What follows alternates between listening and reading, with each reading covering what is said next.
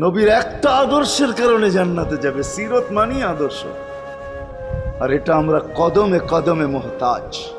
কেননা এই ছোট জীবনটা যদি গ্রহণযোগ্যতা পর্যন্ত পৌঁছাইতে হয় আল্লাহর কাছে, চাই নারী হই, চাই যুবক হই, চাই বৃদ্ধ হই, যেই মানুষই হই না কেন, যেখানেরই হই না কেন, যেই বাসারই হই না কেন, যেই বর্ণেরই হই না কেন, যেই পেশারই হই না কেন, যেই সোসাইটিরই হই না কেন, এই জীবনটাকে যদি গ্রহণযোগ্যতা পর্যন্ত পৌঁছাইতে হয় কার কাছে? দুনিয়াওয়ালাদের কাছে না, মালিকের কাছে, যিনি এক ফোঁটা পানির থেকে অস্তিত্ব দিছেন, যার কাছে আবার আমাদেরকে ফিরা যেতে হবে।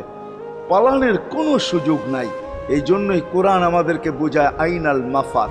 আল্লাহ বলতেছে কোথায় ভাগবে তুমি, বলো কোথায় ভাগবে?